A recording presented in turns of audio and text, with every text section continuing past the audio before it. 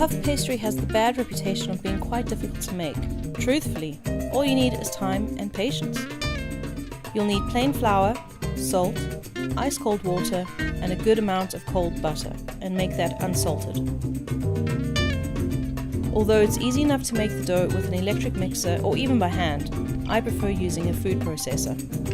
Just throw in your flour, salt and water, then flip the switch. Once a ball forms, it's ready.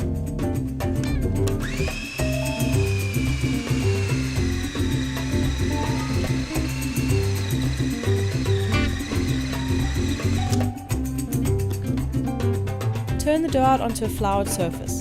It might still be a little bit sticky at this stage, but lightly work it into a thick disc and then wrap it in cling film and set it aside. Next, we're going to form the butter block. Place your butter between 2 sheets of cling film or parchment paper and then just lightly press the surface with a rolling pin to flatten it out.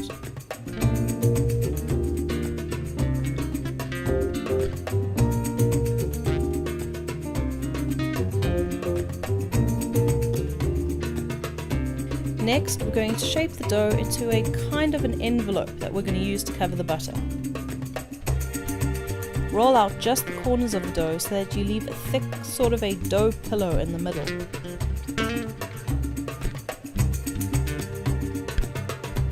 Position your flattened butter block in the middle of the dough, and then you're going to stretch and fold the ears over the butter.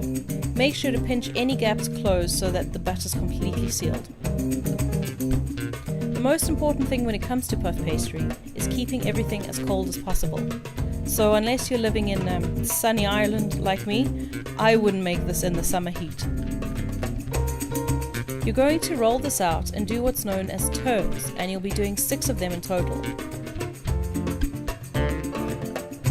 Right, let's hurry this up a bit.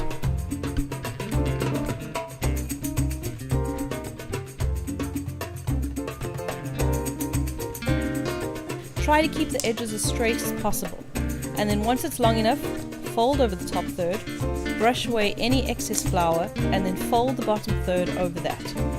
And that's it, your first turn.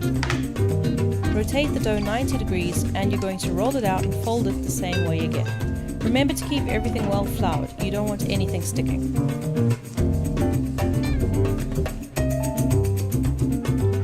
And there you have it, that's 2 turns. Mark the dough to keep track of the number of turns you do.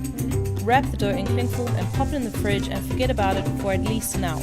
That should be enough time to catch up on an episode of something.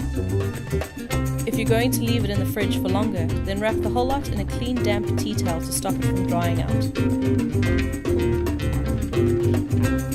Once your dough is chilled, you're going to do another 2 turns, exactly the same as before.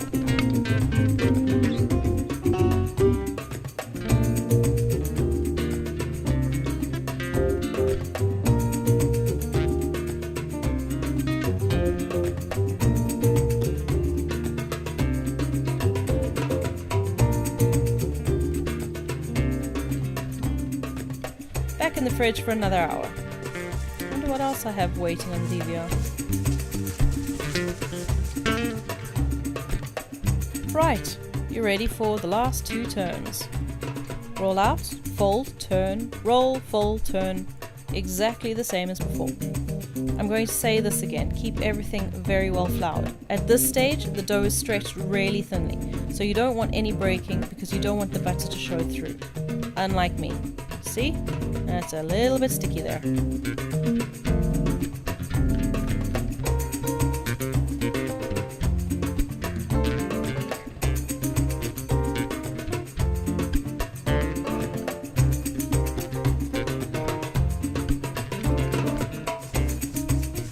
And that's it. 6 turns. That's puff pastry.